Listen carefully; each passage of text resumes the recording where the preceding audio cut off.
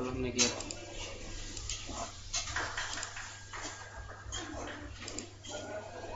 कॉन्कैटनेट तक किया था ना कल हमने। ठीक है, यहाँ तक क्लियर है। नेक्स्ट,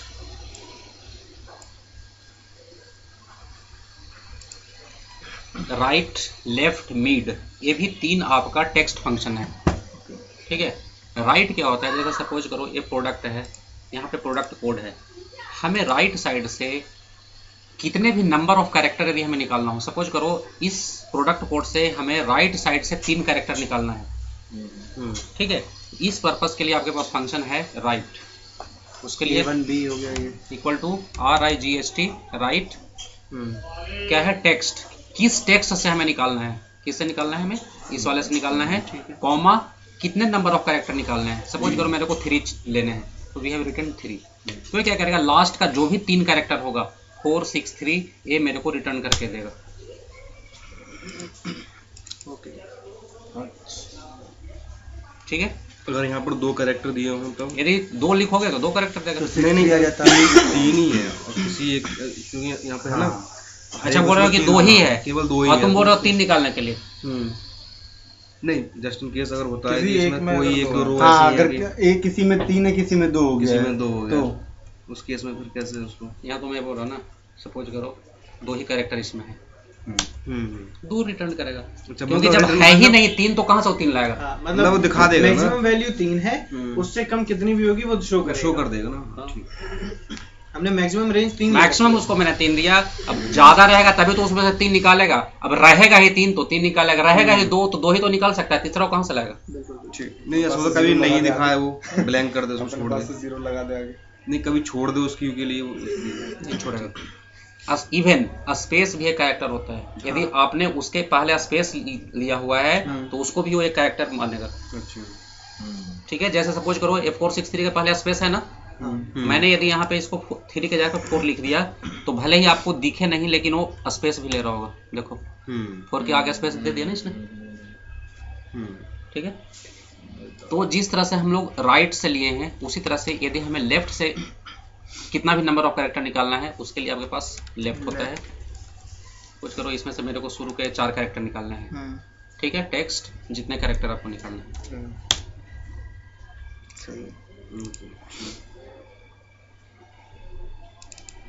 ठीक है, ये तो हो गया लेफ्ट राइट। हमें बीच से भी निकालने की जरूरत पड़ सकती है, उसके लिए आपके पास होता है मिड।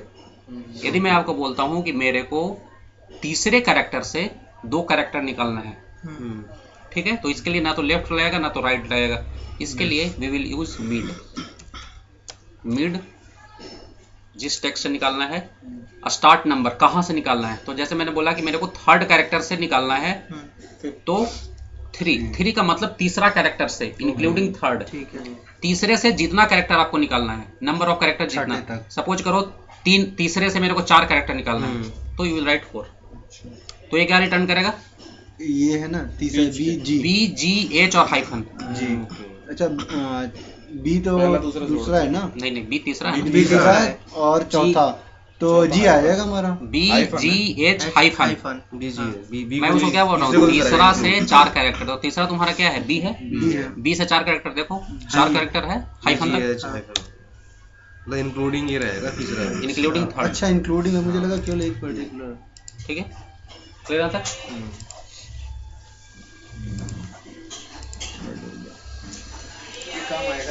नेक्स्ट। अच्छा, इसमें मुझे एक चीज पूछनी है, जैसे सपोज ये जो फाइल है हमारी, अगर इसमें मेरे न्यूमेरिक और अल्फाबेटिक दोनों है, अब मैं चाहता हूँ कि इसमें से केवल न्यूमेरिक अलग कर दे, अल्फाबेटिक अलग कर दे, वो कैसे होगा, ऐसा हो सकता है?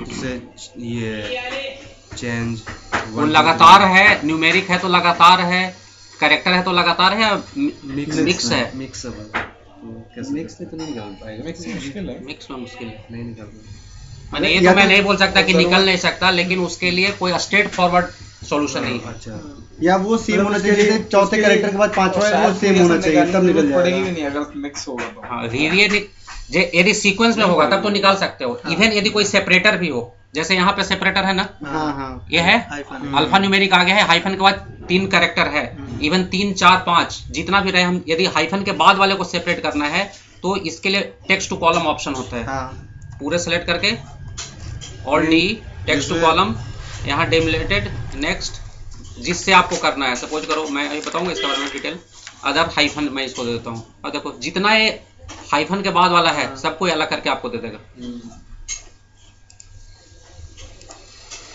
जैसे नेम है, ऐसे जितेंद्र एम्प्लॉय आईडी है, ऐसा करके इस तरह से बहुत से नेम्स हैं और एम्प्लॉय आईडी उनके साथ में होती है उस तो तरह से। यार जब होगा तो एक तरीके से होगा, एम्प्लॉय नेम है फिर उसके आगे एम्प्लॉय आईडी होगा, जैसे- ऐसा थोड़ा ना कि जितेंद्र एम्प्लॉय आईडी कुमार होगा, ऐसा नहीं नहीं होगा। नहीं नहीं, मैं जैसे इसका मैं बता कहने का मतलब हाँ तो जैसे ये निकाल है- दिया ना, जैसे इस सीक्वेंस है तो अलग कर ही दिया हाँ, लो। जैसे ये है, इन दोनों में अगर एक कॉमन निकालना चाहो एक निकल जाएगा।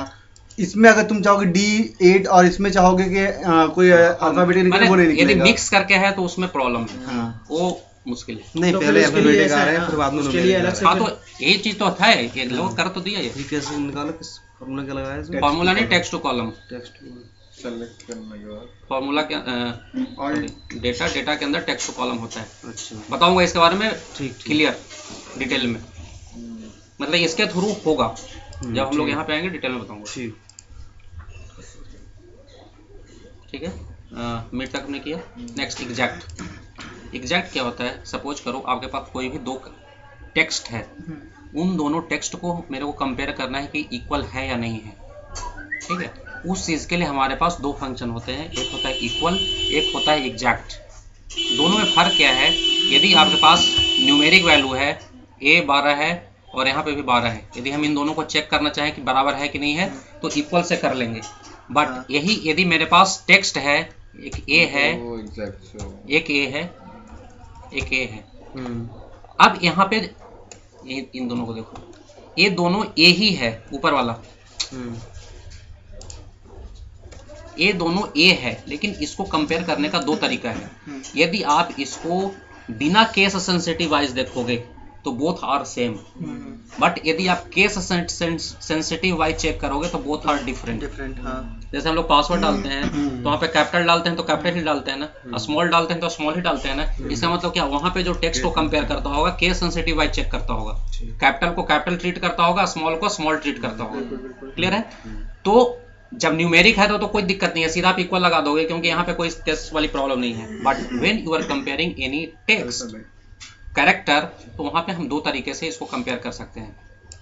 सबसे पहले इक्वल, जैसे सपोज करो यहाँ पे A1 है और यहाँ पे है B2, A2 B2 को हमें चेक करना है, तो यहाँ पे भी आसिफ खान है, यहाँ पे भी आसिफ खान है। यदि हम इसको this A2 equal to B2 हमने किया, क्या रिटर्न कर रहा है? ट्रू। ये दोनों बुलियन फंक्शन है, ट्रू और फॉल्स रिटर्न करते हैं। ट्रू का मतलब दोनों बराबर है, बता रहा है दोनों बराबर। अब इसने क्या किया, केस सेंसिटिव वाइज चेक नहीं किया। अब सपोज करो इसे हमें केस सेंसिटिव वाइज चेक करना है, उसके लिए हम क्या यूज करेंगे, एग्जैक्ट इक्वल टू एग्जैक्ट, पहला टेक्स्ट दूसरा टेक्स्ट, क्या रिटर्न कर रहा है? फॉल्स, क्योंकि ये क्या है, पूरा का पूरा कैपिटल में है, ये क्या है, प्रॉपर केस में है, भले ही दोनों आसिफ खान है, बट इसने आपको फॉल्स रिटर्न किया। क्लियर है? ठीक है। अच्छा, इसमें जैसे हमने यहाँ पर नंबर ले लिया, जैसे यहाँ पे सारे मल्टीपल नंबर ले लिया हमने, क्या जैसे कोई भी नंबर दे देते हैं, नीचे भी इधर क्या सेम वैल्यू रखो, सेम वैल्यू रखेगा भी, ठीक है। अब मुझे ये देखना है कि जैसे ये नंबर में सेम है तो मेरा एग्जैक्ट वही फॉर्मूला लगेगा, ये डुप्लीकेट वाला काम कर रहा है मेरे ख्याल से। ये एग्जैक्ट हमेशा टेक्स्ट के लिए होगा, यही मैं यहाँ पे बताया कि एग्जैक्ट भैया क्या कर रहा है, वो दोनों कंपेयर ही कर रहा है, एक केस सेंसिटिव वाइज चेक कर रहा है, एक नॉन केस। तो नंबर क्या, नंबर थोड़ा ना अल्फा मैंने वो होता है, नंबर तो हमेशा नंबर है, वो थोड़ा ना कैपिटल और स्मॉल होता है। तो वहाँ तो आप इक्वल से ही चेक कर लोगे, but when you have a string text तो वहाँ पे आपका केस सेंसिटिव और नॉन केस सेंसिटिव का सिचुएशन आता है, जहाँ पे आप इन दोनों को अलग अलग सिचुएशन के लिए यूज करोगे। अच्छा, इसके लिए हम इक्वल का यूज करेंगे, कुछ भी कर लो, इक्वल कर लो, एग्जैक्ट कर लो, क्या फर्क पड़ता है? मगर जहाँ पर सिर्फ हमें टेक्स्ट कंपेयर करना होगा वहाँ पर मैं एग्जैक्ट, अरे जहाँ 2 सिचुएशन होगा वहीं तो वेरिएशन होगा, जहाँ पे एक ही चीज है तो उसको क्या करना भाई। अच्छा ये न्यूमेरिक अगर इसमें चेंज डाउट हो रहा है, क्लियर करो भाई। गोपाल सर अगर इसमें ये चेंज जो रिपोर्ट बनाता एक- हूँ एक- मैं रिपोर्ट में तो उसमें मुझे डुप्लीकेट हटाना पड़ता है। ये डुप्लीकेट नहीं आपका कर नहीं, रहा है, तो इट इज जैसे- जस्ट कंपेयरिंग टू थिंग्स। हाँ तो दो चीज़ आ रही है ना, जैसे मैं ये देखना चाह रहा हूँ कि जैसे ये सपोज ये वाला नंबर जो है हमारा यहाँ पर आ गया, 2 बार आ गया ना। हाँ हाँ वो डुप्लीकेसी चेक कर रहे हो, तो दैट इज अलग डिफरेंट चीज है। सपोज करो तुम 2 सेल में 2 वैल्यू डाले हुए हो, उन दोनों को चेक करना है कि बराबर है या नहीं है। हम इससे एक काम कर रहे हैं, डुप्लीकेसी ये चेक नहीं कर रहा, हम पहुंच गए रिपोर्ट पर, नहीं। रिपोर्ट को निकाल दो। वही पूछ ठीक रहा है। था। डुप्लीकेसी के लिए हम लोग और दूसरा चीज यूज करेंगे, it is just comparing two value, that's it. बोलो जब मैं ये कहूँगा कि ऐसे ये 1 2 3 सॉरी 1 2 4 5 अगर यहाँ होता 1 2 4 6 तब उसको किस तरह से होता है उसका रिजल्ट वो लेता ही क्या करेगा बताओ, लेगा ही नहीं। फॉल्स बताएगा कि दोनों बराबर नहीं है, this equal to equal to ठीक है दिस फॉल्स, क्योंकि बराबर नहीं है। ठीक है। नेक्स्ट लेंथ, किसी भी चीज का लेंथ निकालने के लिए कि कोई भी टेक्स्ट कितने कैरेक्टर का है, हम लोग लेंथ यूज करेंगे। जैसे सपोज करो अमरजीत सिंह है, मेरे को देखना है कि अमरजीत सिंह कितने टेक्स्ट का है वर्ड है, तो LEN लेन जिसका आपको चेक करना है 15, ये स्पेस को भी एक कैरेक्टर मानेगा, स्पेस को भी ले लें। ठीक है। नेक्स्ट रिपीट,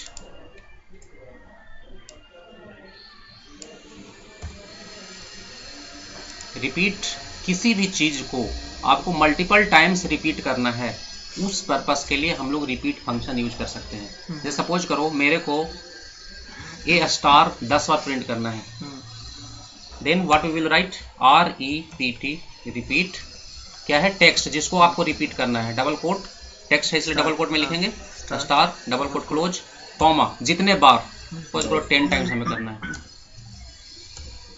अब वो लोग ये 10 बार स्टार प्रिंट कर दिया तो कौन सा तीर मार लिया। एक लाइव एग्जांपल देता हूँ, सपोज करो एक कंपनी है, जब कंपनी शुरू हुई एम्प्लॉय ID 1 से शुरू हुआ, ठीक है। आज वो कंपनी बढ़ते बढ़ते बढ़ते कंपनी में 5 डिजिट का एम्प्लॉय ID चल रहा है, ठीक है। अब HR ने क्या किया, जो जैसे ज्वाइन किया उसका एम्प्लॉय ID वैसे ही डला हुआ है, जिसकी 5 है 5 डला हुआ है, 25 है 25 डला हुआ है, 125 है 125 डला हुआ है, 1250 है 1250 डला हुआ है, और अभी 5 डिजिट का चल रहा है, ऐसे डला हुआ है लोगों को। जब आप डेटाबेस से डेटा निकालते हो तो आपको ऐसे एम्प्लॉय ID मिलता है, अलग अलग डिजिट का, क्योंकि अलग अलग डिजिट है, ठीक है। आपके पास डेटा ऐसे आता है। अब जब आप इस पर रिपोर्ट बनाते हो और रिपोर्ट बना के जहां आप भेजते हो आगे, वहां पे आपको स्ट्रिक्टली रिस्ट्रिक्ट किया हुआ है कि हर एक का एम्प्लॉय ID 5 डिजिट का होना चाहिए, ठीक है। और जब 5 डिजिट का चल रहा है तो हजारों हजार रिकॉर्ड है आपके पास, कैसे करोगे इस चीज को।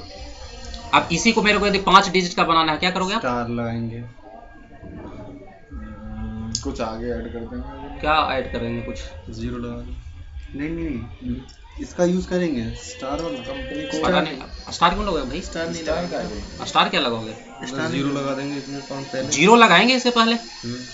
अरे 5 डिजिट का बनाना है तो जीरो ही तो एक ऐसा वर्ड है, लेटर है कि आप आगे लगाते हो तो उसके वैल्यू पे कोई फर्क नहीं पड़ता है। स्टार लगा दोगे तो ये नंबर थोड़ा रहेगा, टेक्स्ट हो जाएगा, उसमें कोई एडिशन करना चाहेगा तो करेगा क्या। तुम्हारे दिमाग में स्टार कैसे आ गया, ऊपर देखा स्टार इसलिए। मुझे लगा कि स्टार लगा दें उसके बाद 4 स्टार है, उसके बाद 5 हो जाएगा। बिजनेस के तौर पे उसको कोरिलेट करके देखो, तुम्हें ऐसा अप्रोच फॉलो करना चाहिए जिससे तुम्हारा डेटा खराब ना हो, ठीक है। यदि मैं इसके पहले स्टार लगा दूंगा तो भैया नंबर रहेगा थोड़े ना ये। और जब सॉर्टिंग करनी होगी तो ये सॉर्टिंग करेगा ही नहीं। अब किसी की एम्प्लॉय ID पूछना है तो 5 बताओगे क्या, 4 स्टार 5 बताओगे, तुमने तो पूरा उसका हवा निकाल दिया। इसके लिए हम क्या करेंगे, 4 जीरो आगे लगाएंगे, 4 जीरो लगाएंगे तब ये 5 डिजिट का होगा। अब एक बताओ, एक तो है तो हमने 4 जीरो लगा दिया, मगर अब इतने लेकिन अब तुम्हारे पास तो हजारों हजार रिकॉर्ड है और कोई जरूरी नहीं कि हर एक में 4 जीरो ही लगेगा। यहाँ पे 4 लगेगा, यहाँ पे तुम्हारा 3 लगेगा, यहाँ पे 2 लगेगा, यहाँ पे 1 लगेगा, यहाँ 1 भी न लगेगा। बिल्कुल बिल्कुल बिल्कुल। अब बताओ कैसे करोगे तुम इस चीज को। कोई डायरेक्ट तरीका नहीं है इसके। कभी कभी क्या होता है ना, छोटे छोटे जो फंक्शन होते हैं ना ये कभी कभी बड़ा मेजर रोल प्ले करते हैं। इनको कंबाइन करके आप बड़े से बड़े सॉल्यूशन ला सकते हो। ठीक है, अभी मेरे पास कोई डायरेक्ट फंक्शन नहीं है इसके लिए, बट जैसे हम लोग मैनुअल सोच रहे हैं उसी मैनुअल को फॉर्मूला में इंप्लीमेंट करेंगे।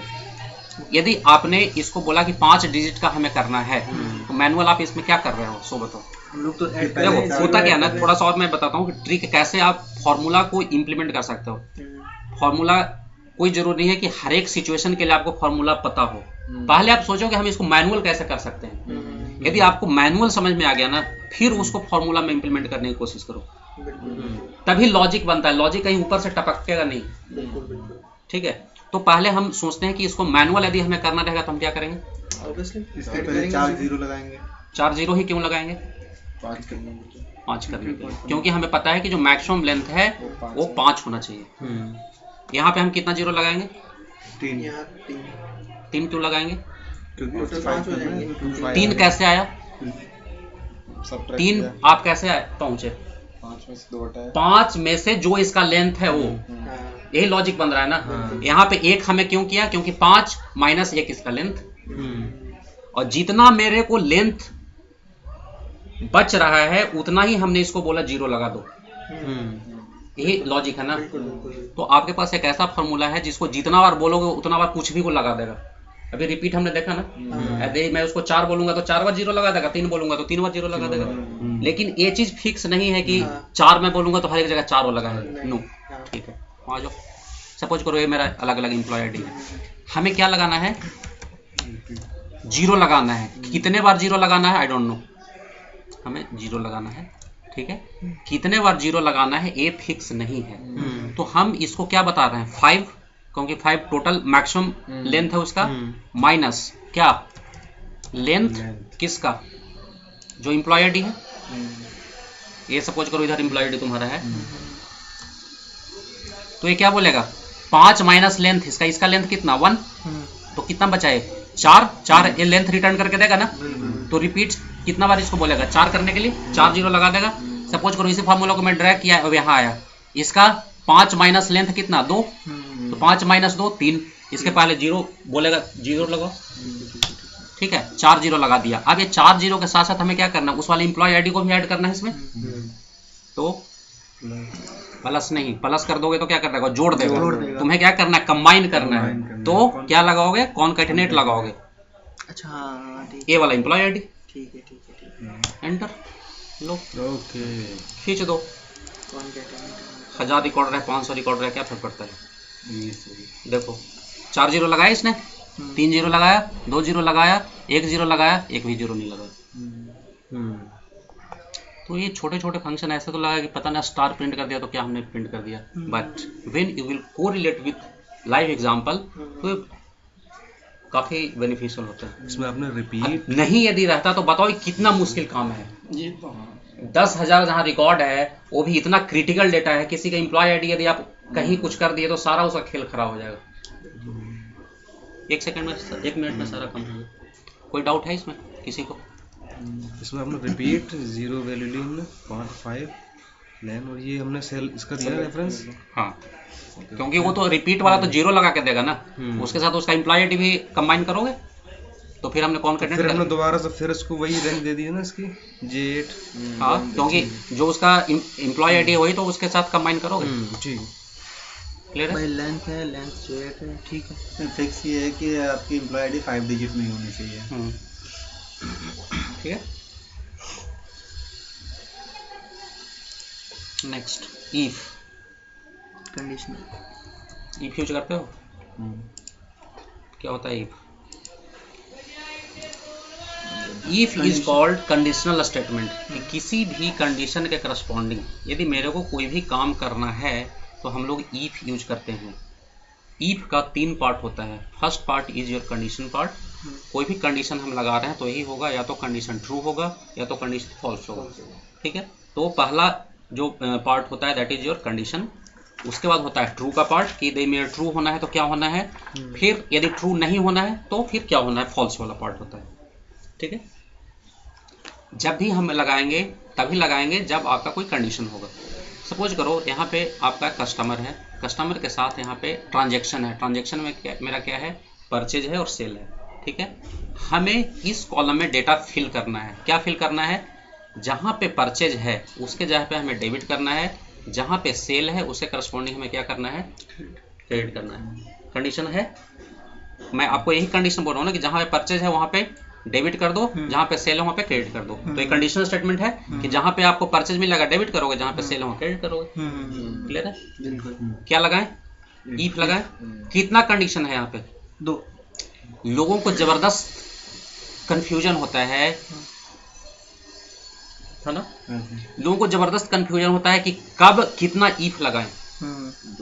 जब दो कंडीशन है तो ठीक है, समझ में आएगा, but when you will work on multiple condition तो वहां पे लोग कंफ्यूज हो जाते हैं कितना इफ लगेगा। हमेशा याद रखना जितना कंडीशन है उससे एक कम इफ लगता है। क्यों एक कम इफ लगता है, उसके पीछे भी लॉजिक है। क्योंकि देखो क्या है, पेन है, जैसे मैंने यहाँ पे कंडीशन लगाया, एक होता है ट्रू वाला पार्ट, दूसरा होता है फॉल्स वाला पार्ट। तो भैया एक कंडीशन जब लगा रहे हो तो इसमें 2 काम तुम्हारा हो रहा है ना। जब एक हमने चेक कर लिया तो दूसरे को चेक करने की जरूरत है क्या? जब ट्रू यदि नहीं होगा तो फॉल्स तो होगा ही होगा। हाँ, बिल्कुल बिल्कुल। तो जब कोई भी ट्रू नहीं होता है तो फॉल्स वाला एक तो अपने आप चल ही जाता है।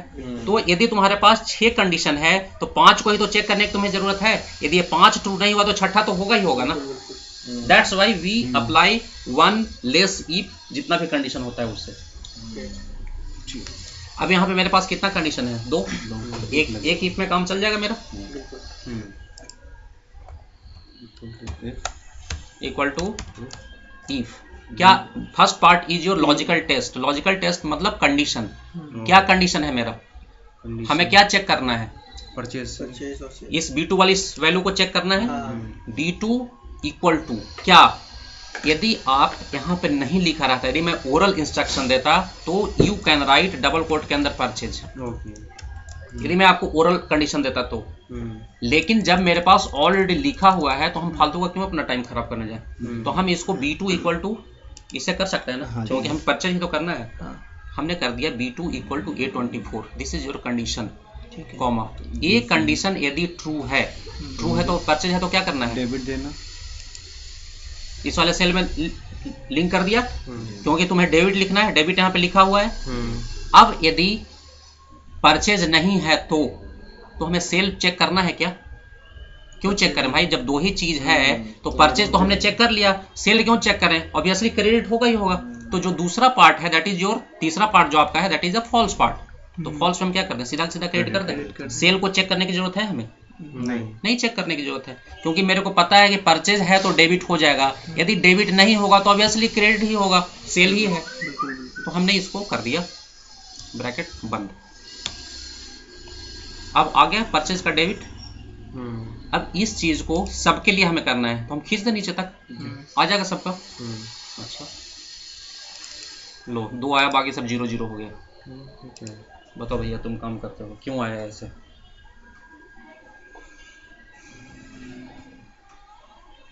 फिक्स नहीं है इसलिए नहीं है, फिक्स करना होगा इसके लिए। हाँ ठीक बोल रहे हो। देखो ठीक है, समझ गया, इन लोगों को बताने दो।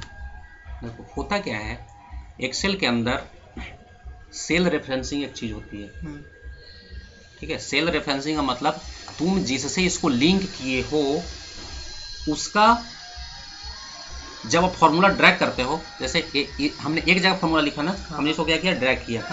तो एक्सेल के अंदर यदि आपने फॉर्मूला लिखा और उस फॉर्मूला को यदि आप रो वाइज खींचते हो तो बाय डिफॉल्ट वो हर एक सेल का रो नंबर 1 1 से बढ़ा देता है। जैसे यहाँ पे ध्यान से देखो, हमने यहाँ B2 लिखा, यहाँ नीचे खींचा तो B2 क्या हो गया, B3 हो गया। A24 A25 हो गया, B24 B25 हो गया, B25 B26 हो गया। इसी तरह से जितना नीचे जाओगे वो बढ़ते जाएगा रो नंबर।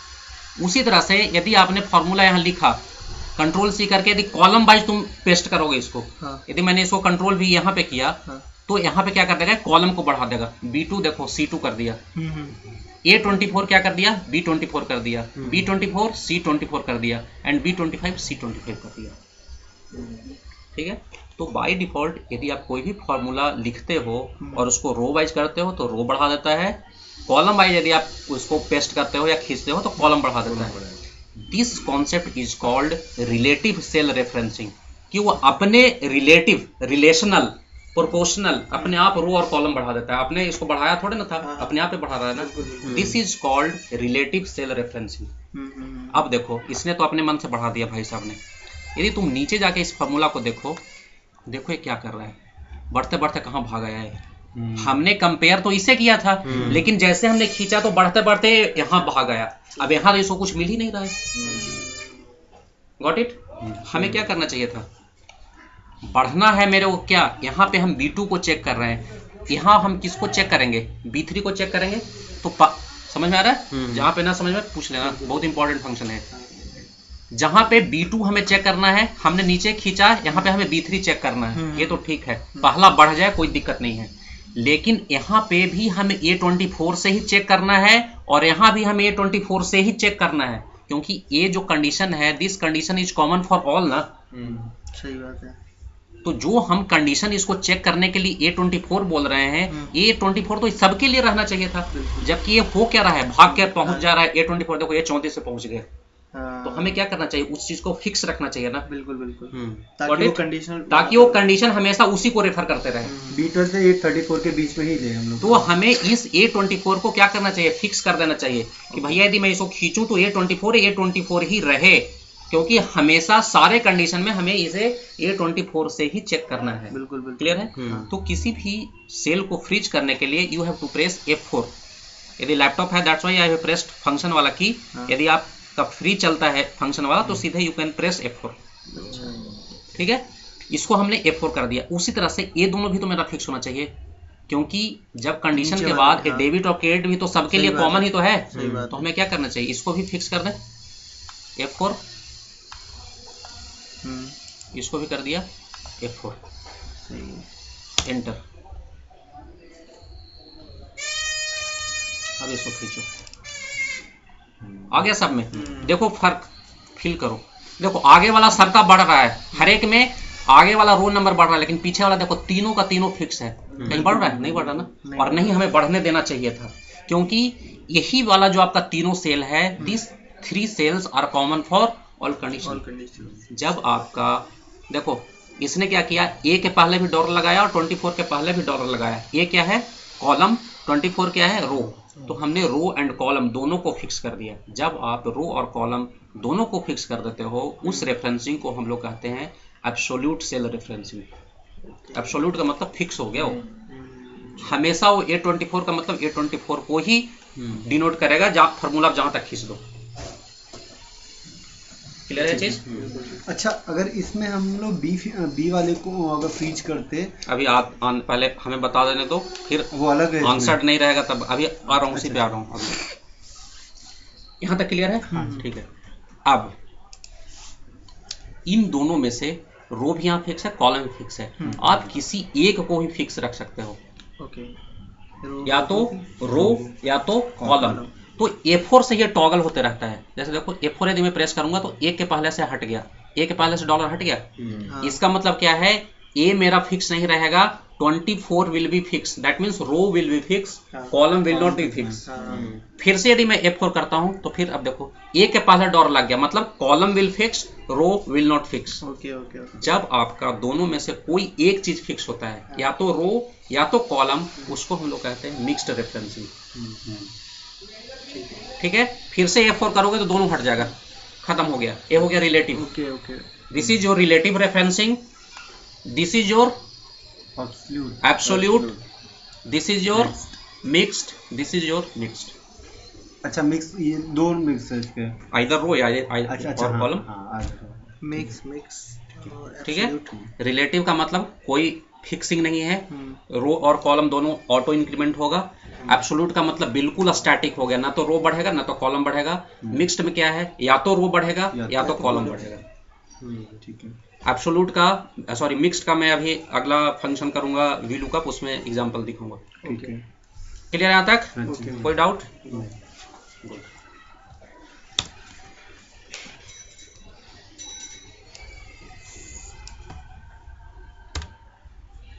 यहाँ पे नंबर है अच्छा, इसका आपने बताया है वो B15 अगर फिक्स करते हैं तो क्या होता है? क्या कर दो? जैसे इसमें था, इसमें अगर सॉरी B2 अगर हम फिक्स कर दे तो उससे फिर कौन वाला फिक्स करोगे? नहीं, ये वाला B2 तो ये क्यों किस तरह का फिक्सिंग? सो में पूछ रहा हूँ। रिलेटिव वाला, रिलेटिव सॉरी एब्सोल्यूट तो क्या करेगा? हमेशा B2 को चेक करते हमेशा रहेगा, B2 को चेक गलत हो जाएगा रिजल्ट। ठीक है। ये तो हमें बढ़ना था ना, जैसे जैसे बढ़ रहा हूँ तो अगले वाले को चेक करेगा। दैट्स वाई हमने उसको रिलेटिव रखा है कि वो बढ़े लेकिन बाद आप पीछे वाला ना बढ़े। ठीक है, ठीक। नेक्स्ट एग्जांपल, यहाँ पे क्या है? नंबर्स हैं और यहाँ पे स्टेटस दिया हुआ है कि जो वैल्यू 5 से छोटा है उसके लिए लेस देन 5 हमें लिखना है, जो 5 है इज 5 लिखना है, जो 5 से ज़्यादा है ग्रेटर देन 5 लिखना है। कितना कंडीशन है? 3 है तो 2 दो if लगेंगे, हाँ। ठीक है, इक्वल टू इफ if इस वैल्यू को चेक करना है F2 greater than less than 5। 5। Less than 5 है तो क्या करना है? इस वाले सेल को हमें प्रिंट करना है। इसको फिक्स करना चाहिए कि नहीं करना चाहिए? इसको फिक्स करेंगे। हाँ जी, करेंगे ना, क्योंकि नहीं करोगे तो फिर नीचे भाग जाएगा। ये तो फिक्स है ना, हमेशा याद रखना कि इसे फिक्स करना है या नहीं करना। जो चीज कॉमन है उसको फिक्स कर दो, सिंपल फंडा। तो ये क्या है? कॉमन है, तो इन सारे के लिए चीज कॉमन रहेगा ना, सारे सेल के लिए, तो यही लॉजिक सेम रहेगा। That's why we have fixed this. ठीक है, तो हमने पहले चेक कर लिया कि F2 लेस देन 5 है तो क्या करो? लेस देन 5 करो, कॉमा। जब हमने 2 ही कंडीशन लिखा था तो यहाँ फॉल्स वाले में सीधा का सीधा लिख दिया था, लेकिन अभी क्या 2 कंडीशन और बच रहे हैं, तो एल्स वाले पार्ट में फिर से इफ लगाओगे। जो भी nested, this is called nested if, एक इफ के अंदर दूसरा इफ, तो जो भी आप दूसरा इफ लगाओगे हमेशा आगे वाले इफ के एल्स वाले पार्ट में जाएगा। ओके, ठीक है, हैं? क्या होता है? देखो, यदि 2 कंडीशन रहता तो तुम यहाँ पे फॉल्स वाला चीज लिख देते। अभी मेरे पास कितना बच रहा है? 2 चीज बच रहा है ना, तो फिर से एक इफ लगा के चेक करना पड़ेगा। तो याद रखने के लिए बता रहा हूँ कि जो भी अंदर वाला इफ लगाओगे वो पहले वाले के फॉल्स वाले पार्ट में जाएगा। अच्छा, क्योंकि पहला तो तुम चेक कर ही दिए ना। हाँ जी। यहाँ पे फिर से इफ लगाया, इसी वैल्यू को चेक करना है। F2 इक्वल टू 5, तो क्या करना है? इज 5, फिक्स करना, इसको भी फिक्स कर दें। करना है। 2 हमने चेक कर लिया, तो तीसरा तो अपने आप होगा ही होगा। हाँ जी। एल्स वाले में इसको लिख दिए, इसको फिक्स कर दिया। जितना इफ का ब्रैकेट शुरू हुआ है उतना इफ का ब्रैकेट क्लोज हो जाएगा। 2 हमने इफ का ब्रैकेट खोला, 2 क्लोज कर दिया।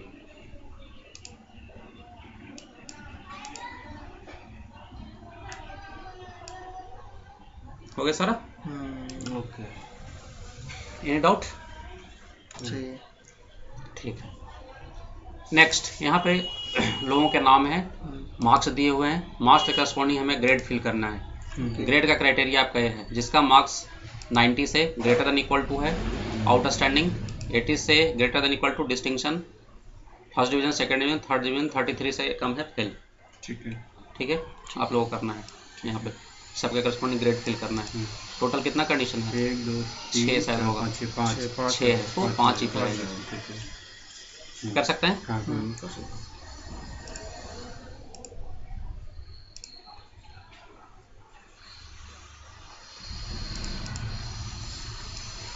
जो कॉमन वैल्यू है उसको फिक्स करना है, बाकी कुछ नहीं। अब हम देखते हैं कुछ एरर्स जो आते हैं, उसके बारे में आपको पता होना चाहिए कि कोई भी एरर आ रहा है तो क्यों आ रहा है। जब यदि आपको पता रहेगा तभी आप उसको डिबग भी कर सकते हो। पता ही नहीं कि गलती क्या हो रहा है, तब उसको सुधारोगे क्या? ठीक है, सबसे पहले #div/0 ये एरर कब आता है?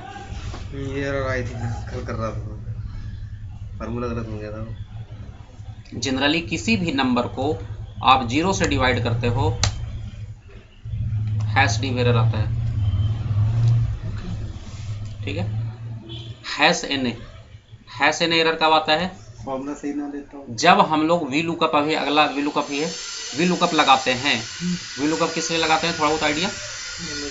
कोई आइडिया नहीं, कोई बात नहीं, आप एज्यूम करके चलो कि हम लोग जब VLOOKUP लगाते हैं, VLOOKUP कोई भी चीज को वैल्यू को सर्च करने के लिए लगाते हैं। तो क्या सिचुएशन होगा? सर्च करोगे तो या तो वैल्यू होगा या तो नहीं होगा। तो यदि वैल्यू होगा तो वैल्यू रिटर्न करके दे देगा। यदि उसको वैल्यू वहां पे नहीं मिलता है तो #na रिटर्न करता है। ठीक है, नॉन एप्लीकेबल। ठीक है, #name एरर कब आता है? सपोज करो अभी शायद आया था 2-3 सिचुएशन में #name आता है। हमने यहाँ पे क्या लिखा है, equal to F G F G क्या है, सोचता है कि कोई सेल का नाम होगा। एफ जी किसी सेल का नाम हो सकता है, क्योंकि जब भी सेल का नाम होगा तो उसमें रो भी होगा, कॉलम भी होगा, इसमें रो नंबर तो है ही नहीं। तो जब आप कोई इनवैलिड सेल नेम देते हो तब आपका एरर थ्रो करता है कि वैल्यू है। हैश नेम एक सिचुएशन में और आता है, सपोज करो आप कोई भी दो टेक्स्ट को कॉन्कैटिनेट कर रहे हो। कॉन्कैटिनेट हम करेंगे जब दो टेक्स्ट रहेगा तो कॉन्कैटिनेट करेंगे। सपोज करो उन दोनों में से कोई चीज आप एक ऐसा दे रहे हो जो इनवैलिड है, ठीक है, तो उस सिचुएशन में भी जैसे यहाँ पे देखिए कॉन्कैटिनेट हमने डबल कोट के अंदर 12 लिख दिया, तो 12 को क्या समझ रहा होगा, एज टेक्स्ट समझ रहा होगा, ठीक है, पहला इसको आर्गुमेंट ठीक मिला। दूसरा हमने इसको जेजे लिखा है। अभी सबसे पहले क्या सोचेगा कि जेजे क्या कोई सेल है, सेल एड्रेस है, तो नहीं हो सकता। यदि हम इसको डबल कोट के अंदर जेजे लिखते तब तो समझ जाता है कि ये टेक्स्ट है, तो इसको ये टेक्स्ट भी नहीं समझ रहा ना, that's why it is throwing error. Okay, ऐसे ही मैं जब लगा रहा था तो मेरे में फॉर्मूला लगा रहा था इस टाइम पे, उस टाइम पे भी ये नेम आया था। मैं नहीं बोला था कि एक नेम करके कुछ दे रहा है, हैश नेम है, ठीक है। नेक्स्ट हैश रेफ एरर कब आता है? हैश रेफ एरर तब आता है जैसे सपोज करो यहाँ पे मैंने कोई वैल्यू लिखी हुई है, हमने यहाँ पे इक्वल टू इससे हमने लिंक किया, ठीक है, एंटर हमने किया। अब यहाँ पे क्या होगा, कोई वैल्यू है क्योंकि आपने O1 से इसको लिंक किया हुआ है। सपोज करो हमने इस O1 कॉलम को डिलीट कर दिया, आगे हैश रेफ एरर, क्योंकि जिससे ये लिंक था उस चीज को आपने डिलीट कर दिया। सही बात है। इस चीज को आप कैसे कंट्रोल कर सकते हो? एक और मैं यहाँ पे लिखता हूँ इसके पैरेलल में फॉर्मूला, इक्वल टू इनडायरेक्ट, ठीक है, O1 सेल था जिसको हम ऊपर रेफर किए थे, इनडायरेक्ट हमने O1 इसको बोला, दोनों में 10 आ रहा है, दोनों O1 को रेफर कर रहा है। अब देखो यदि मैं इसको डिलीट करूंगा तो ऊपर वाले में तो हैश रेफ एरर आ जाएगा, नीचे वाले में नहीं आएगा। ये यहाँ पे हैश रेफ एरर आ गया, जबकि ये अभी भी O1 को रेफर कर रहा है। भैया हमने O1 को डिलीट कर दिया तो क्या O1 खत्म हो गया क्या? नहीं, जो P था वो हो गया ना, शिफ्ट हो गया। तो ये क्या करता है, इसको एड्रेस से मतलब नहीं होता, ये उसके पोजीशन को पॉइंट करता है। तो पोजीशन तो डिलीट हो गया लेकिन वो जो एड्रेस है वो तो अभी भी अवेलेबल है। जबकि ये इनडायरेक्ट क्या करता है, इनडायरेक्ट हमेशा O1 को पॉइंट करता है। जैसे वैभव यहाँ बैठा रहा है, यहाँ बैठा रहा है, क्या फर्क पड़ता है यदि मैं सीधा वैभव को बोलूं और मैं बोलूं चेयर वाला, चेयर उठ के चला गया, अब चेयर तो है ही नहीं, ठीक है। तो इस चीज को आप इनडायरेक्ट के थ्रू भी कंट्रोल कर सकते हो, इसलिए बता रहा हूं क्योंकि सपोज करो कभी फॉर्मूला यदि तुमने नीचे लगाया हुआ इक्वल टू, जैसे से करो सम हमने किया हुआ है यहाँ पे, इन दोनों का हम सम करते हैं, सही वैल्यू अभी आ रहा है। अब देखो यदि मैंने इसको यहाँ से डिलीट कर दिया, फॉर्मूला में भी तुम्हारा हैश रेफ एरर आ जाएगा, ठीक है। तो कभी ऐसा लगता है then you can control this through this indirect लगा के वहाँ कर दो, तो क्या होगा, जीरो ही तो आएगा यहाँ पे, तुम्हारा फॉर्मूला में तो एरर नहीं आ जाएगा, ठीक है। और तो हम अगर मान लो जैसे ये रेफरेंस है, ठीक है, और मान लीजिए जैसे O1 है हमारा, ठीक है, O1 यहाँ से डिलीट हो गया, और अगर हम लोग फिर से O1 पे जाकर के अगर हम टाइप करेंगे तो वैल्यू आ जाएगी, बिल्कुल।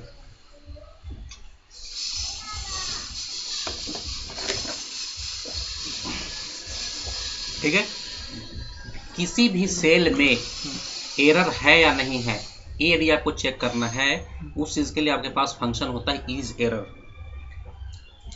इज वाले जितने फंक्शन होते हैं सारे के सारे बूलियन फंक्शन होते हैं।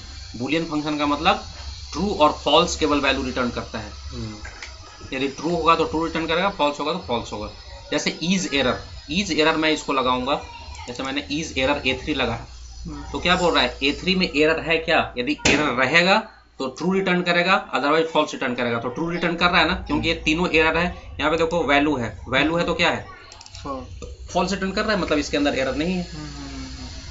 तो किसी भी सेल में एरर है या नहीं है, you can identify through is error function. यदि रहेगा तो ट्रू रिटर्न करेगा, अदरवाइज फॉल्स रिटर्न। अगर ट्रू कर रहा है दैट मींस कि एरर है। हाँ, एरर है। फॉल्स है तो कोई एरर नहीं है, ना तो नॉर्मल वैल्यू। एरर ही तो चेक कर रहे हैं, इस एरर क्या एरर है, तो ऑब्वियसली ट्रू का मतलब है। समझे नहीं?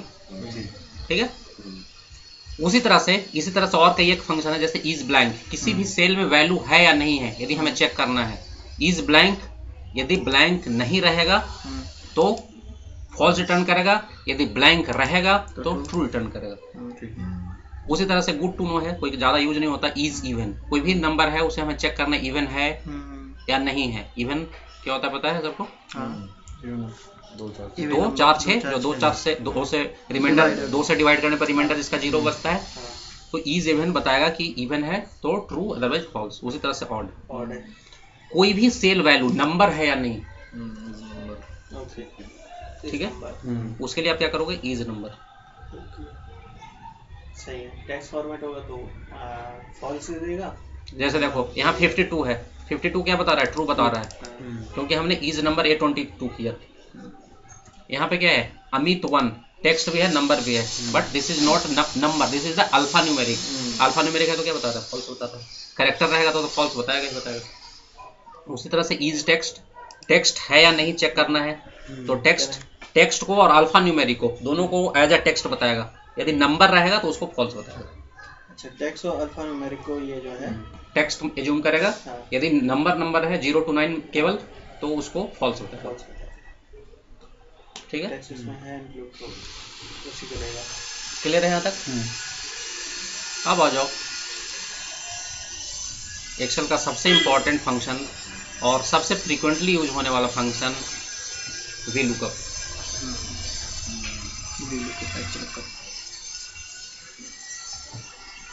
ठीक है, वी लुकअप। सबसे पहले वी लुकअप होता है मेरे पास, पहले डेटा के बारे में बता दूं। This is the help desk data. Office में हेल्प डेस्क होता है, कोई भी प्रॉब्लम होता है आप फोन करते हो, उससे रिलेटेड यहाँ पे मेरे पास डेटा है। This is your case ID, जो आप कॉल करते हो तो जो आईडी मिलता है, call receive date, customer name, कब रिजॉल्व हुआ, क्या प्रोडक्ट से रिलेटेड था, प्रोडक्ट नंबर, मॉडल, सिटी, जो भी और चीजें हैं। ये मेरा रॉ डेटा यहाँ पे पड़ा हुआ है, हजारों रिकॉर्ड हैं। This is your data set. हमें इन सारे केस आईडी के करस्पॉन्डिंग कस्टमर नेम चाहिए, सिटी चाहिए एंड मोबाइल नंबर चाहिए। हो सकता है यहाँ हजारों रिकॉर्ड हो, यहाँ पे हमें 50 केस आईडी है, इन 50 केस आईडी के करस्पॉन्डिंग हमें इन तीनों कॉलम्स की वैल्यू लाना है। क्लियर है? तो एक काम वी लुकअप कर सकता है। वी लुकअप किसी भी एक वैल्यू के करस्पॉन्डिंग सर्च करके, अब जैसे केस आईडी, इस केस आईडी को मैं इस केस आईडी से सर्च करूंगा, अब कहीं पे मिलेगा या तो नहीं मिलेगा, तो नहीं मिलेगा तो कोई बात ही नहीं। यदि मिल गया तो उस केस आईडी के करस्पॉन्डिंग किसी भी कॉलम की वैल्यू हम पिक कर सकते हैं। ठीक है, V lookup stands for vertical lookup. जब आपका डेटा वर्टिकल मतलब कॉलम वाइज होता है तो वी लुकअप हम लोग लगाते हैं। यदि आपका डेटा कॉलम वाइज ना होके रो वाइज है तो हम लोग एच लुकअप लगाते हैं। V for vertical, H for horizontal. Vertical का मतलब कॉलम वाइज, हॉरिजॉन्टल का मतलब रो वाइज। जबकि 99% सिचुएशन में हमारा जो डेटा होता है कॉलम वाइज ही होता है, रो वाइज डेटा नहीं होता है। क्यों नहीं होता है? क्योंकि आप उसे फिल्टर लगा के नहीं देख सकते। ठीक है, तो मोस्टली वी लुकअप ही यूज होता है। कहाँ पे यूज होता होगा ये समझ में आ गया? वी लुकअप का कुछ लिमिटेशन भी है। पहला लिमिटेशन तो ये हो गया कि हमेशा it will work on column wise data, first limitation. Second limitation, कोई भी चीज आप सर्च कर रहे हो और जहां पे आप सर्च कर रहे हो वहां पे सपोज करो कि मल्टीपल रिकॉर्ड है। जैसे मैं एक केस आईडी सर्च कर रहा हूँ, जहां पे मैं सर्च कर रहा हूँ उस केस आईडी के 5 रिकॉर्ड है, तो वी लुकअप हमेशा पहला वाला रिकॉर्ड ही पिक करता है। मतलब उस सेम केस आईडी पे अगर if you have more than 1 records तो वी लुकअप हमेशा पहला वाला वैल्यू पिक करके देगा आपको। एक ही टैक्स आईडी के 5 रिकॉर्ड आ रहे हैं, हाँ। उसकी बात कर रहे हैं ना? हाँ, तो उसमें से केवल फर्स्ट वाला दिखाएगा। फर्स्ट वाला ही पिक करेगा। ठीक है, ये 2 लिमिटेशन है वी लुकअप। अब आ जाओ, वैसे ऐसी सिचुएशन बहुत कम ही रहती है।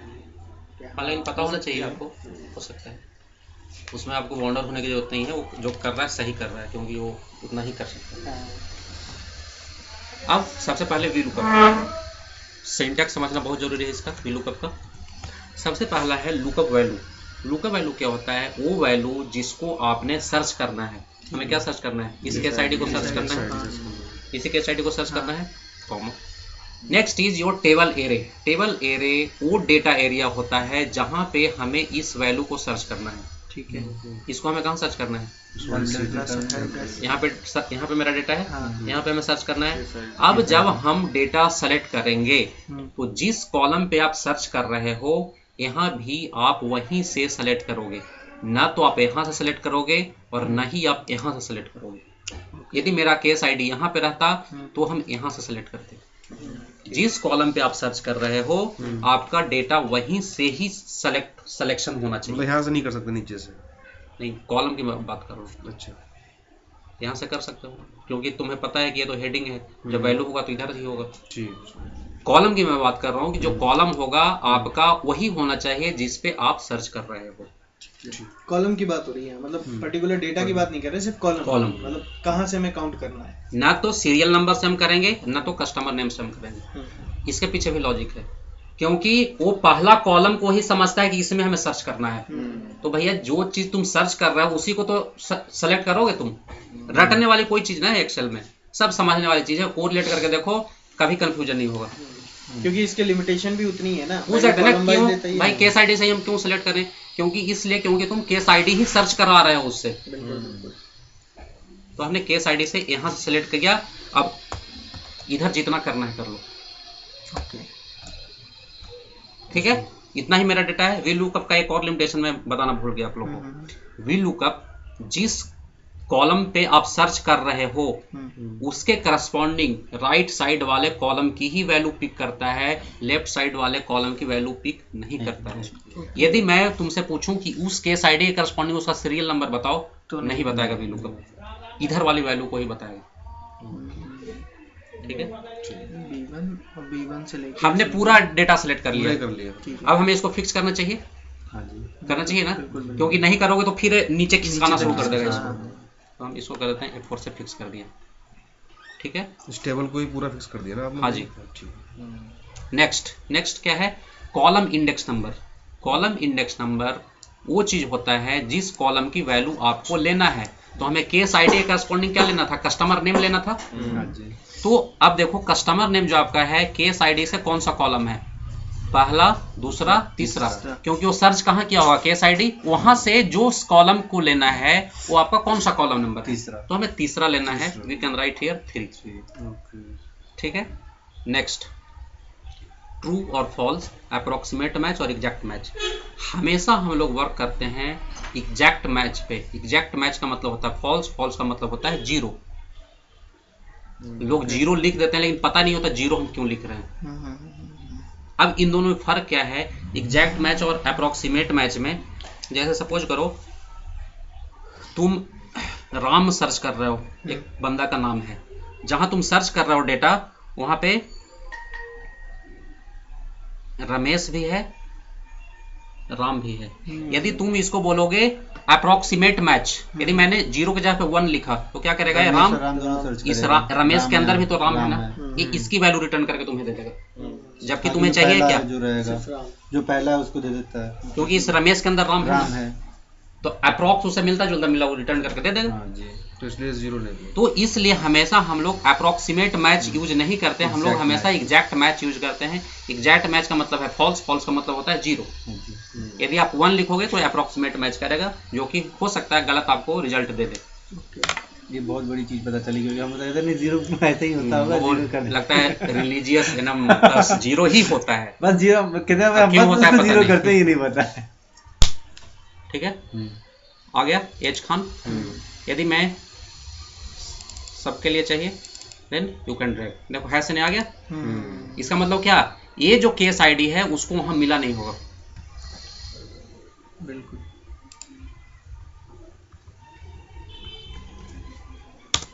अब देखो मिल तो गया लेकिन देखो सॉरी आपने क्या लिखा हुआ 23, ये 23 के बाद डीडी इसमें है और आपने क्या किया हुआ एग्जैक्ट मैच किया हुआ। एग्जैक्ट मैच किया। अब वही अगर हम लोग एग्जैक्ट यदि लेते अप्रोक्सीमेट करते तो इसकी वैल्यू रिटर्न कर देते, सही बात है। जो कि गलत है।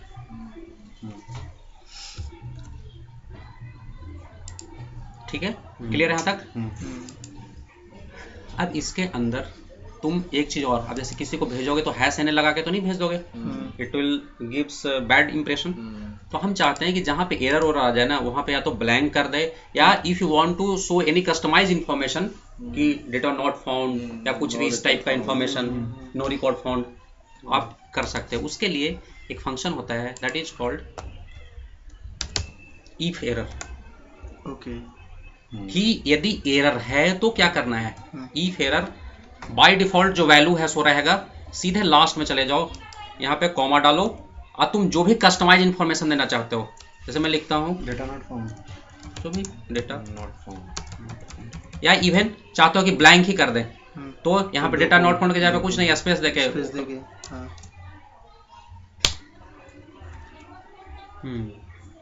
अच्छा ये स्टार्टिंग से हम लोग करेंगे या फिर जिस जगह NAR है वहाँ से? नहीं नहीं, सब में कर दो ना, सब में कर दो। अच्छा, जहाँ पे एरर नहीं होगा तो तुम्हारा आएगा ही आएगा, एक पे क्यों करते रहोगे, सब पे कर दो। तो सब पे ही कर देंगे ना? रोज सब पे कर दें, एक ढूंढते रहोगे क्या कहाँ एरर है कि नहीं है। जहाँ पे एरर होगा अपने आप करेगा, जहाँ एरर होगा अपने आप ले लेगा, कॉपी नहीं होता है, इफ इज एरर।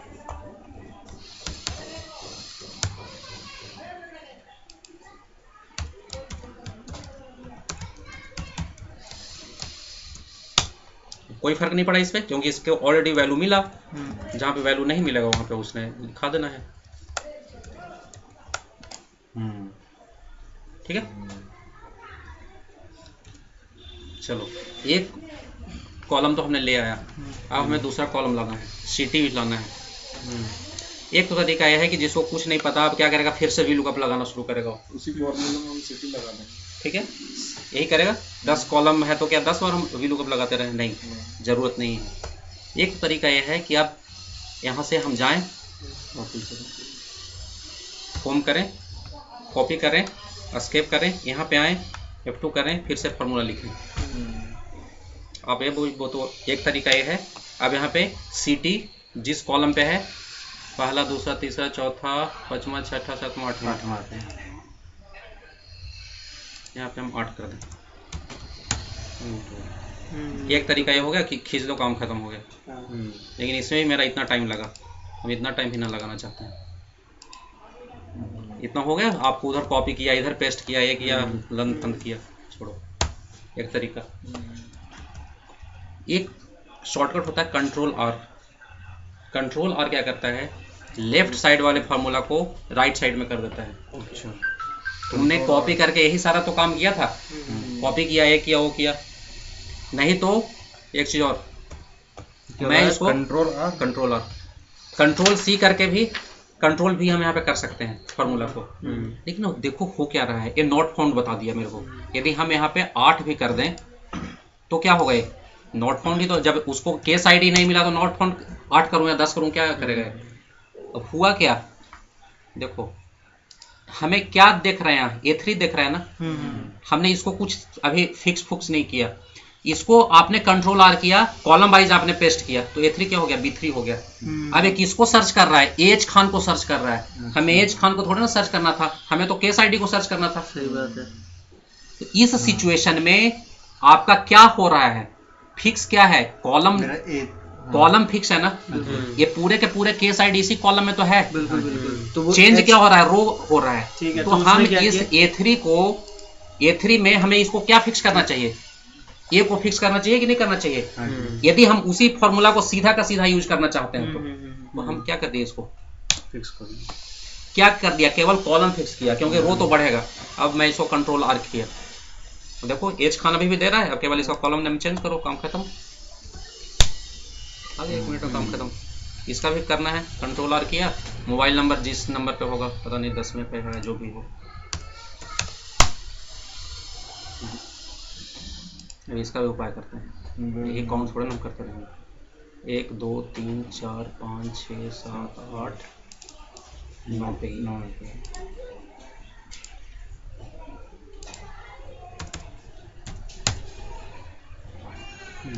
हो गया एक बार में, केवल तुम्हें कॉलम चेंज करना था, काम खत्म।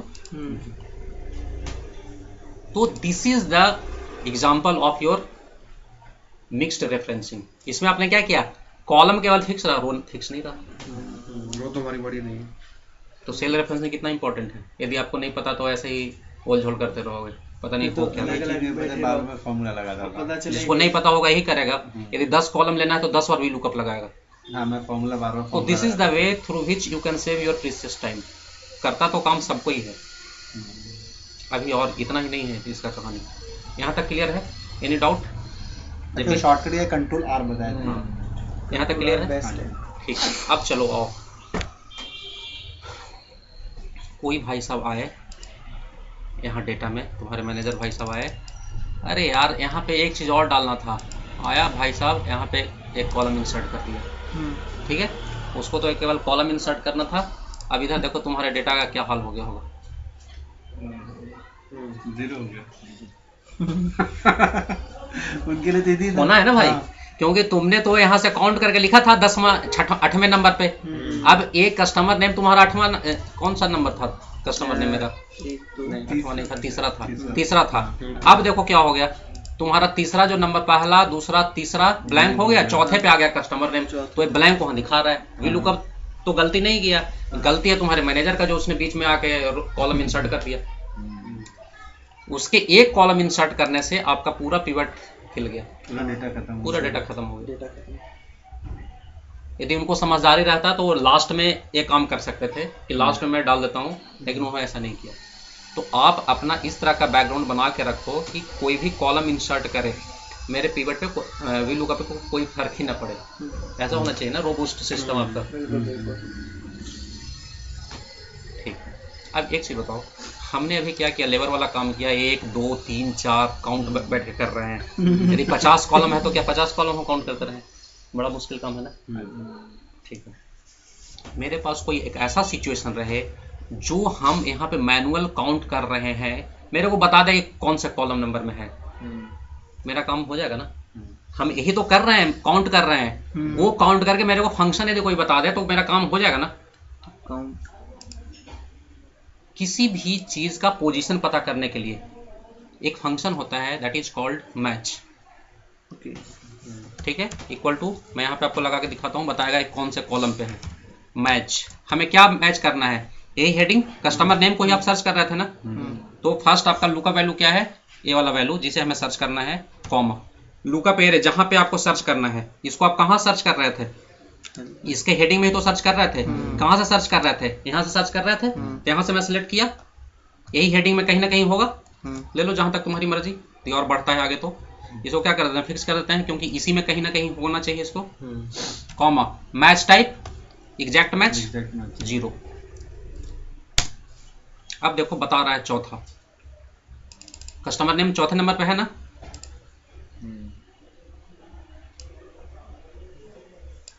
पहला दूसरा तीसरा चौथा। हाँ जी, एक और इंसर्ट कर देता हूँ। अब कौन सी जगह पे चला गया, 5वां बता रहे 5वां नंबर।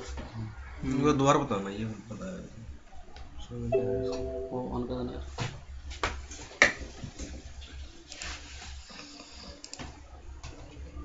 हम लोग क्या कर रहे हैं सो पहले तो बताओ, फिर मैं बताऊंगा। हम लोग यहाँ क्या करने की कोशिश कर रहे हैं, पहले तो बैकग्राउंड समझ में आना चाहिए, तभी आप उसको इम्प्लीमेंट कर सकते हो। लोकेशन पता कर रहे हैं, ये कस्टमर किस नंबर पे आ रहा है, किस नंबर पे, क्योंकि अभी तक हमने जो यहाँ पे लिखा था हार्ड कोड किया हुआ है तीसरा नंबर। अब हार्ड कोड किया हुआ है तो तीसरा का तीसरा उठा रहा है, उसकी वी लुकअप की गलती नहीं है। गलती तो हमारी है कि हम बीच में रो इंसर्ट किए जा रहे हैं। यदि हम इन दोनों को डिलीट कर दें तो फिर से मेरा सही डेटा आ जाएगा। लो सारा डेटा सही आ गया। हम जो यहाँ पे मैनुअल काम कर रहे थे उस चीज को हम खत्म कर रहे हैं। मतलब समझे, मतलब हम पहले ये जो है काउंट कर रहे थे, तुम 1 2 3 काउंट करके लिखे थे ना भाई, काउंट करके लिखे थे ना। अब एक और मैंने ब्लैंक रो इंसर्ट कर दिया। अब एक कस्टमर नेम कौन सी जगह पे चला गया, नेक्स्ट 4th आ गया, पहला दूसरा तीसरा चौथा। यहाँ तुमने क्या लिखा हुआ है, तीसरा। तीसरा यहाँ कॉलम क्या है, ब्लैंक, तो ब्लैंक दिखा रहा है।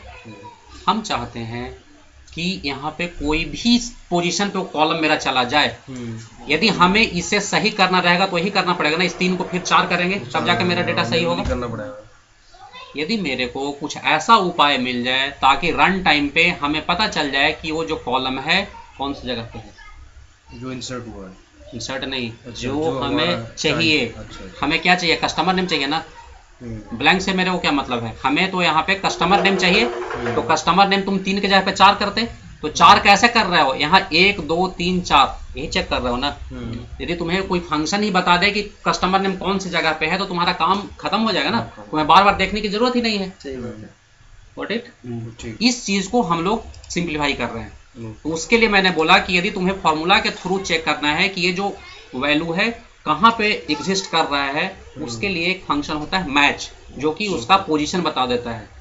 यदि मैं बोलूं जेपी का पोजीशन बताओ भैया कौन सी जगह पे है, अभी तो बैठा है पहले पे, तो पहला बताएगा, वो यहाँ से उठ के यहाँ पे आ गया, तो हम काउंट कर रहे हैं ना पहला दूसरा तीसरा। यदि मेरे को फॉर्मूला ही बता दे कि अलर्ट आ जाए, अरे जेपी तीसरे नंबर पे चला गया, तो हमें काउंट करने की जरूरत है, वही काम हम यहाँ कर रहे हैं। ठीक है, तो हम इसके लिए क्या लगाएं, match. Match is the function which returns position. तो सबसे पहले लुकअप वैल्यू बोल रहा है किस चीज को आपको सर्च करना है, तो हमें जेपी को सर्च करना है, कस्टमर नेम को सर्च करना है, कॉमा कहाँ पे सर्च करना है, इसी पूरे जहां तक हम लोग बैठे हैं, तो पूरा जो इसका पोजीशन है यहीं से केस आईडी से हम लोग सर्च कर रहे थे, यहाँ से हम पूरा तक ले लेते हैं, इसको फिक्स कर दें क्योंकि इसी में कहीं ना कहीं होना चाहिए, इसे फिक्स कर दिया। कॉमा कौन सा मैच करना है, एग्जैक्ट मैच करना है 0। अभी क्या हो गया 4 बता रहा है। हम यदि मैनुअल भी करते हैं तो इसको पहला दूसरा तीसरा चौथा यही वो चीज हमें बता रहा है ना। अब तुम्हें चौथा वाले वैल्यू को लेके आना रहता तो तुम इस 3 को क्या करते, 4 करते, फिर खींचते तो तुम्हारा सही वैल्यू आ जाता। ठीक है, हम इसको 3 कर रहे हैं, 4 कर रहे हैं, हार्ड कोड कर रहे हैं। जो हम हार्ड कोड कर रहे हैं ये भी तुम्हें वही 4 बता रहा है ना। इस फॉर्मूला को यदि हम वो जो हार्ड कोड वाले वैल्यू से रिप्लेस कर दें तो इसको रन टाइम पे वैल्यू मिलते रहेगा कि नहीं मिलते रहेगा। हमने इस मैच को यहाँ से कॉपी किया, जो तुम यहाँ पे हार्ड कोड किए हुए वैल्यू पोजीशन नंबर, उसके जगह पे हमें मैच डाल देते हैं। ओके, ठीक है। अब ये तुम्हारा कहीं पे चला जाए, अच्छा हाँ, ये डेटा वहाँ से पिक कर लेगा। अब इसको खींच देते हैं पहले, आ रहा है, सही आ रहा है। अब लो मैं इधर जाता हूँ, 2 कॉलम और इंसर्ट कर दिया। लो अभी ये तुम्हारा मैनुअल रहता तो क्या हिला रहता आराम से, अभी भी आ रहा है एच खान 21, उसको बता दिया कि 6ठे नंबर पे है। मैंने इधर से डेटा हटा भी दिया, डेटा हमारा मेंटेन रहेगा। मैंने यहाँ से कस्टमर नेम को काट दिया,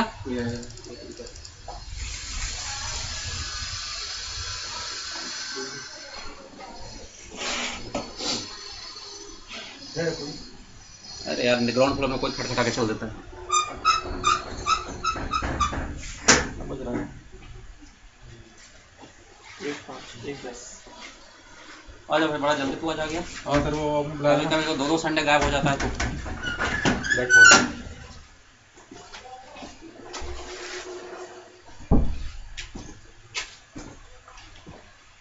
ठीक है, सपोज करो हमने इधर से इस कस्टमर नेम को मूव करके इधर डाल देता हूँ, पूरा पूरा रिशफल कर दिया मैंने। अभी तुम्हारा डेटा इधर झकास आ रहा है क्योंकि वो मैच कर रहा है कस्टमर हमारा। देखो 10वां नंबर बता रहा लेकिन है, ये जो चेंज, तुम हाँ ये 1 2 3 4 करते थे, वो 1 2 3 4 काम करना है, मैच कर रहा है। तो तुम्हें यहाँ से हटा भी दो तो कोई फर्क नहीं पड़ेगा क्योंकि तुमने इस चीज को यहाँ पे डाल दिया है। सही बात है। हाँ ये चीज सिटी और मोबाइल नंबर क्यों चेंज होता रहेगा, वो डेटा चेंज हो जाएगा। इसी तरह से जैसे हमने हाँ, इसको इसको किया, क्या करेंगे? इन दोनों को भी तो कर सकते हैं। केवल मैच में क्या चेंज होगा, जो हम B1 को यहाँ पे सर्च किए थे यहाँ पे क्या होगा, ये C2 हो जाएगा। C2। जो वी लुकअप वाला मैच वाला टाइप है B2 की जगह पे तुम क्या करोगे, C2 करोगे, D2 करोगे। सही बात है। ठीक है, तो इन दोनों को आप ऑटोमेट करके लोगे। सिचुएशन क्लियर है। ये आपके लाइफ को बिल्कुल सिंप्लीफाई कर दिया इसने, ये बिल्कुल डायनेमिक हो गया ये चीज। बिल्कुल, ये मतलब ना बहुत ही कहीं पे भी पूछ रहे हैं, कहीं कुछ भी कोई करो, फर्क नहीं सब पड़ेगा, मतलब तुम्हारे नहीं बनना। 4 कॉलम और डेटा इंसर्ट करते रहो। सही बात है। इंडेक्स मैच होगा सर। नहीं वो जी लुकअप, ठीक है, क्लियर यहाँ तक।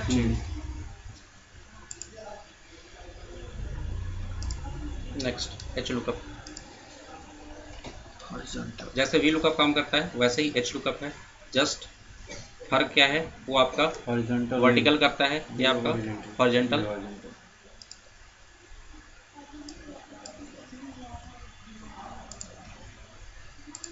सपोज करो हमें इस प्रोडक्ट आईडी के करस्पॉन्डिंग यूनिट लेना है कि कितने सोल्ड हुए हैं। डेटा कैसे है, कॉलम वाइज नहीं है, रो वाइज है, तो हम वीलुकअप नहीं लगा सकते, क्या लगाएंगे, एच लुकअप। सेम चीज़ लुकअप वैल्यू जिसे हमें सर्च करना है, कॉमा टेबल एरे जहाँ पे सर्च करना है, यही टेबल एरे है। वहाँ पे क्या था, कॉलम इंडेक्स नंबर है, यहाँ पे क्या है, रो इंडेक्स नंबर, क्योंकि यहाँ रो वाइज है। तो हमें क्या लेना है, यूनिट सोल्ड, कौन सा रो में है, तीसरा रो में है, एग्जैक्ट मैच। ठीक है, GS12 का यूनिट सोल्ड कितना है, 25 भी है। ठीक है,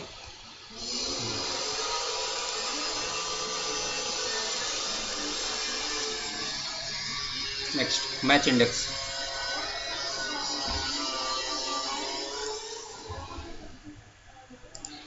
यहाँ पे देखो आइटम है, प्राइस है, ठीक है। मैं यहाँ पे ड्रॉप डाउन लगाया हुआ हूँ, मैं चाहता हूँ कि जो भी मैं यहाँ से आइटम सेलेक्ट करूँ उस आइटम का प्राइस मेरे को मिल जाए। ठीक है, कैसे निकलेगा, जो भी मैं आइटम सेलेक्ट किया उसका प्राइस मेरे को मिल जाए।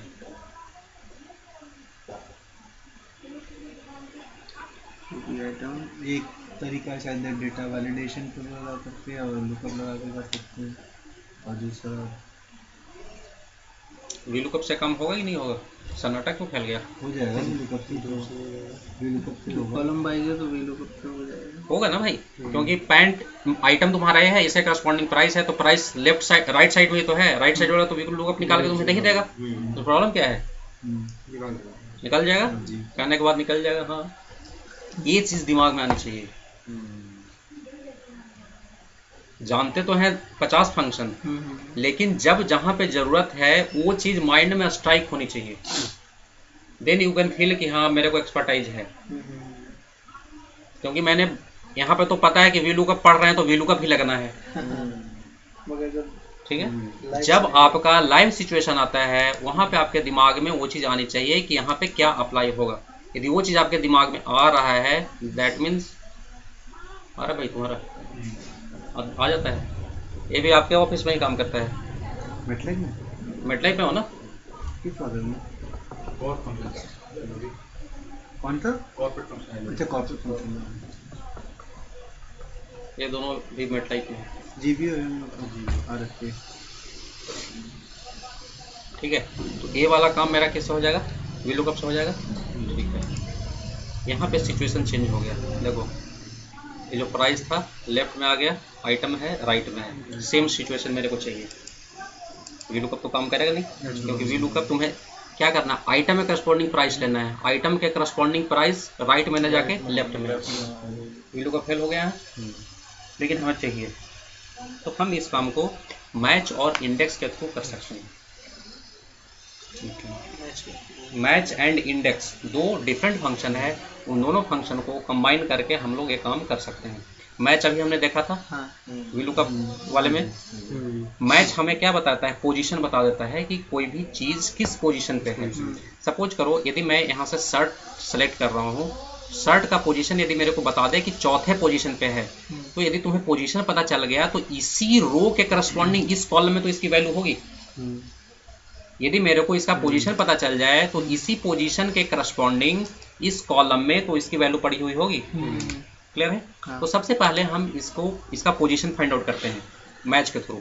Equal to match lookup value, क्या lookup value this, comma lookup array, ये कहाँ पे सर्च करना है, this is lookup array. Match type क्या है, 0, एग्जैक्ट मैच। क्या बता रहा है, चौथा पोजीशन बता दिया। यदि आप इसका कुछ भी चेंज करके देखो, पैंट तीसरा, स्वेटर पहला, जैकेट, ये चीज़ हमें चाहिए था। अब ये मेरे को पोजीशन बता दिया। अब हमें क्या करना, जैसे जैकेट का प्राइस इसने दूसरा बताया है, दूसरे रो, तो इसी दूसरे रो में इस कॉलम में तो इसकी वैल्यू पड़ी हुई होगी। इस चीज़ के लिए हम क्या यूज करें, index equal to INDEX, index array. Array मतलब जहां से आपको वैल्यू लेना है, तो हमें क्या लेना है, प्राइस लेना है। हमने पूरा यहाँ से यहाँ तक सेलेक्ट कर दिया। इंडेक्स को आप रो नंबर बताओगे और कॉलम नंबर बताओगे। एरे सेलेक्ट किया, रेंज सेलेक्ट किया, उसमें जो भी रो और कॉलम बताओगे तो रो और कॉलम के करस्पॉन्डिंग जो इंटरसेक्शन सेल होगा उस सेल की वैल्यू आपको ये दे देगा। ओके। ठीक है, तो रो नंबर मेरे को पता चल रहा है, मैच ने बताया ना कि कौन से नंबर पे है, मैंने इसको 2 कर दिया, कॉमा कॉलम नंबर एक ही आपने कॉलम सेलेक्ट किया तो कॉलम एक ही होगा, वी हैव रिटन 1। ठीक है, रेंज सेलेक्ट कर दिया, रो बता दिया जो कि मेरे को मैच बता रहा है क्योंकि यही वेरी कर रहा है, कॉलम तो हमेशा एक ही रहेगा, ब्रैकेट बंद। दूसरा का बताया जैकेट इसने 2000, क्लियर है। आप सपोज करो मेरे को देखना है स्वेटर का, मैंने यहाँ से स्वेटर सेलेक्ट किया, अभी क्या बता रहा है पहला नंबर पे, लेकिन भैया आपने इसको क्या कर दिया, हार्ड कोड कर दिया हुआ है क्योंकि आपने इसको रोल नंबर बताया हुआ है दूसरा। तो जैसे हमने वहां पे मैच को यूज करके उसको डायनेमिक कर दिया था, उसी तरह से हम इसको उठा के डाल देते हैं क्योंकि हमने यहाँ पे हार्ड कोड किया हुआ है तो हमेशा 2 को ही रेफर करते रहेगा ना। यदि हमने इस 2 को हटाया, यहाँ पे डाल दिया मैच। मैं अलग अलग इसलिए बता रहा हूँ, अलग अलग यदि आपको पता है कभी कंफ्यूजन नहीं होगा, दोनों को इकट्ठा यदि करने लगोगे कंफ्यूजन हो जाएगा। ठीक है, मैंने यहाँ पे डाल दिया। अब देखो 900 आ गया, तो कुछ भी चेंज करो तुम,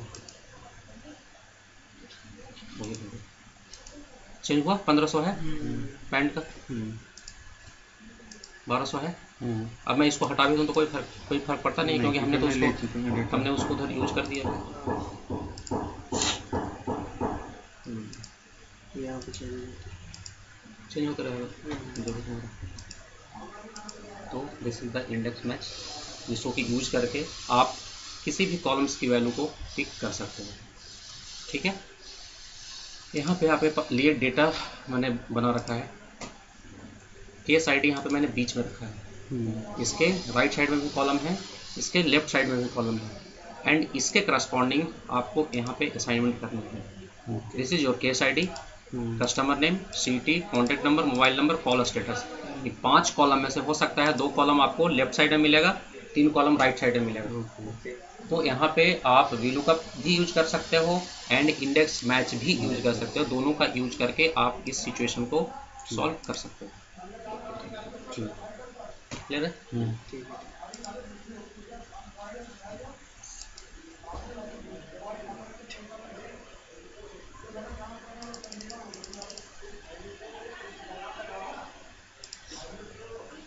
एक आध फंक्शन और करें?